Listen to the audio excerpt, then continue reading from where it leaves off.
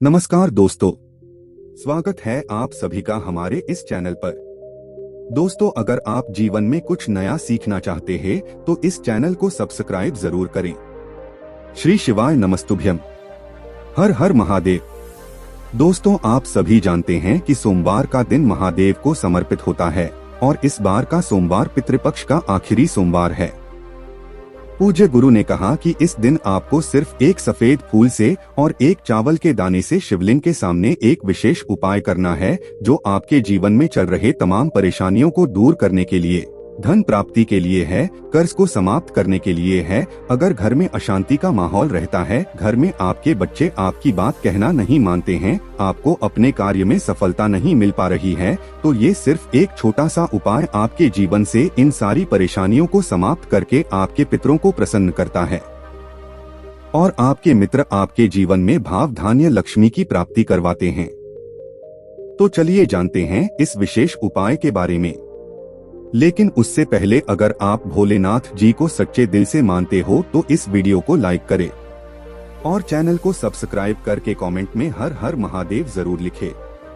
ये वीडियो बहुत ही खास होने वाला है क्योंकि ये सोमवार पितृपक्ष का आखिरी सोमवार है, इसलिए आपको अपने जीवन में चल रही परेशानियों को दूर करने के लिए इन विशेष उपायों को बहुत ही ध्यान से समझना है और बहुत ही ध्यान से करना है। इस वीडियो में हम लोग पूज्य गुरुजी द्वारा बताए गए कुछ बेहद खास उपायों के बारे में जानेंगे। इनमें से जो भी उपाय आपके लिए हो वो आप कर सकते हैं। चलिए बात करते हैं गुरुजी द्वारा बताए गए पहले खास उपाय के बारे में। ये उपाय उन लोगों को करना है जिनके जीवन में धन से संबंधित समस्याएं चल रही है। धन की वजह से उन्हें कोई भी अपना कार्य प्रारंभ करने में समस्या हो रही है, धन प्राप्ति नहीं हो पा रही है, धन की वजह से कोई भी कार्य रुक रहा है, तो ऐसे लोगों को यह छोटा सा उपाय कर लेना चाहिए। इस उपाय के लिए आपको सिर्फ एक दीपक लेना है। दीपक आप मिट्टी का भी ले सकते हैं और या फिर आप अपने घर पर शुद्ध आटा मारकर उसका भी दीपक तैयार कर सकते हैं।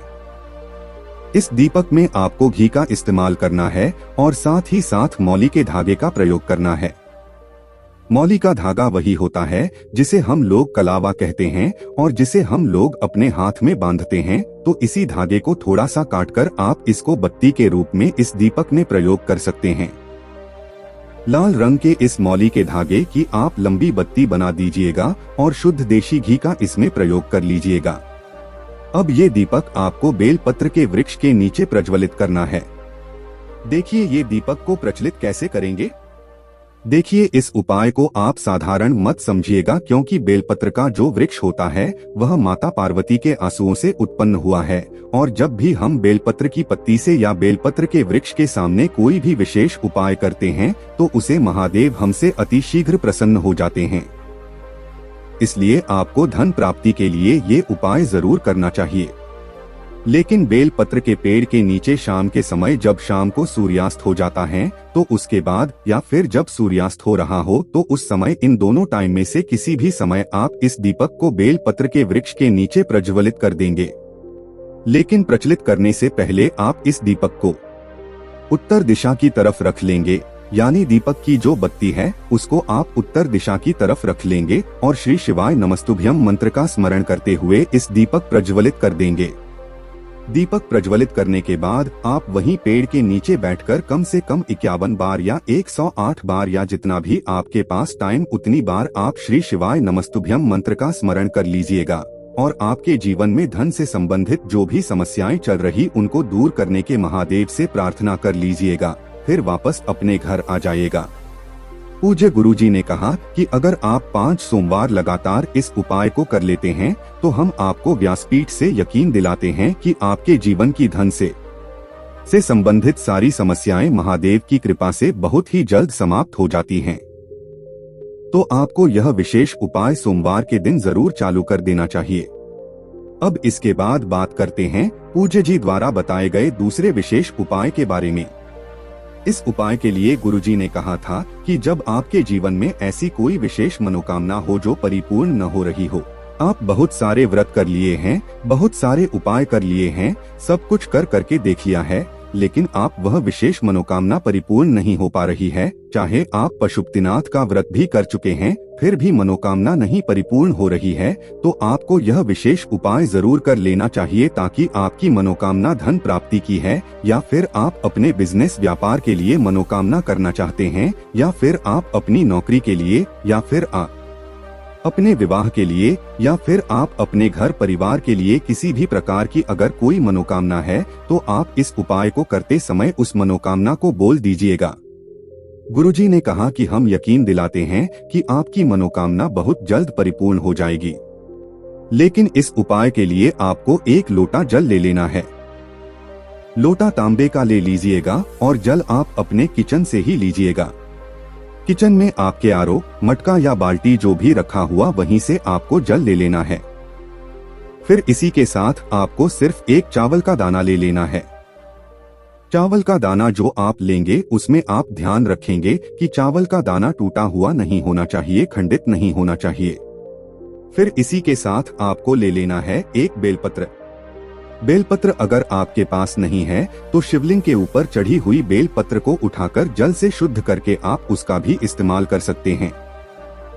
बस बेलपत्र लेते समय ध्यान रखेंगे कि यह कहीं से भी कटी फटी नहीं होनी चाहिए, और बेलपत्र की डंडी के आखिर में जो दूत होती है यानी जो डंठल होता है वो भी नहीं होना चाहिए। आप सबसे आखिर में आपको ले लेना है कोई भी 1 सफेद रंग का पुष्प। देखिए, सफेद रंग की अगर कोई भी सामग्री हम लोग सोमवार के दिन शिवलिंग में समर्पित करते हैं तो से हमारे महादेव अति शीघ्र प्रसन्न होते हैं, और साथ ही साथ माता पार्वती हमसे बहुत ही शीघ्र प्रसन्न होते हैं। इसलिए आपको 1 सफेद फूल कहीं से भी जरूर ले लेना है। अगर आपको सफेद फूल नहीं मिलता है तो शिवलिंग के ऊपर अगर सफेद फूल चढ़ा हुआ है तो उसको उठाकर जल से शुद्ध करके फिर आप उसका भी इस्तेमाल कर सकते हैं। अब ये सारी सामग्री लेकर आपको पहुंच जाना है शिवालय। पूज्य गुरुजी ने कहा कि इस उपाय को आप शाम के समय में करेंगे तो आपके लिए बहुत ही चमत्कारी साबित होगा। शाम को जब प्रदोष काल होता है तो सोमवार के दिन प्रदोष काल के समय महादेव साक्षात शिवलिंग में विराजमान होते हैं, तो अगर प्रदोष काल में आप ये उपाय करते हैं तो यह आपके लिए बहुत ही विशेष हो जाता है, नहीं तो फिर आप पूरे दिन में किसी भी समय कर सकते हैं। देखें, शिवालय पहुंचकर सबसे पहले आप जो 1 चावल का दाना लेकर गए हैं और चावल के दाने को शिवलिंग के ऊपर समर्पित कर दीजिए और श्री शिवाय नमस्तुभ्यम मंत्र का स्मरण कर लीजिए। फिर इसके बाद आप जो 1 सफेद रंग का पुष्प लेकर गए हैं उसको भी शिवलिंग के ऊपर समर्पित कर दीजिए और श्री शिवाय नमस्तुभ्यम मंत्र का स्मरण कर लीजिए। फिर आपके पास जो बेलपत्र है उस बेलपत्र को आप अपने हाथ में रखिए और आपके जीवन की जो भी विशेष मनोकामना है जिसके लिए आप यह उपाय कर रहे हैं, चाहे धन प्राप्ति के लिए हो, चाहे व्यापार के लिए हो, चाहे नौकरी के लिए हो, चाहे मकान के लिए, और चाहे किसी भी प्रकार की विशेष मनोकामना हो, तो उसका स्मरण कर लीजिए और महादेव से मनोकामना को परिपूर्ण करने की प्रार्थना कर लीजिए। फिर उसके बाद ही बेलपत्र आपको शिवलिंग के ऊपर समर्पित कर देनी है। बेलपत्र समर्पित करते हुए आपको श्री शिवाय नमस्तुभ्यम मंत्र का स्मरण कर लीजिएगा और बेलपत्र की चिकनी साइड का हिस्सा शिवलिंग में टच करेगा तथा बेलपत्र की डंडी जलाधारी की तरफ रहेगी। सामने जैसे वीडियो में दिखाया जा रहा है ठीक ऐसे ही आपको बेलपत्र समर्पित कर देनी है। फिर इसके बाद आपके पास जो 1 लोटा जल बचा है उसे 1 लोटा जल को धीरे धीरे शिवलिंग में समर्पित करते जाना है और समर्पित करते हुए कम से कम 11 बार श्री शिवाय नमस्तुभ्यम या फिर ओम नमः शिवाय, इन दोनों में से किसी भी एक मंत्र का स्मरण कर लेना है, यानी जाप कर लेना है। फिर इसके बाद आपको वापस अपने घर आ जाना है। पूज्य गुरु जी ने कहा कि इस सोमवार के दिन अगर हम एक बार यह विशेष उपाय कर लेते हैं तो हम आपको यकीन दिलाते हैं कि आप ऐसी कोई मनोकामना नहीं जो महादेव परिपूर्ण नहीं कर सकते हैं। तो आपको यह विशेष उपाय अपनी मनोकामना परिपूर्ण करने के लिए जरूर करना चाहिए।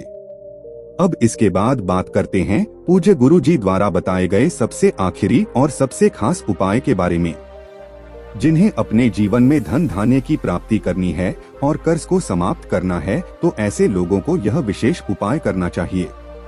इस उपाय के लिए आप 1 लोटा जल ले लीजिएगा। लोटा तांबे का भी ले सकते हैं और स्टील का भी ले सकते हैं।